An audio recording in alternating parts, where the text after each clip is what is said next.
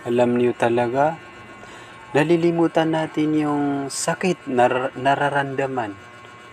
Yung mga tao nandun sa impyerno, pinapahirapan sila, umiiyak sila habang buhay. Nandito tayo sa mundo, nagsasaya-saya tayo. Nagti-TikTok, umuubad sa TikTok, bastos ng mga katawan, ng mga muka na magaganda, ng mga bastos.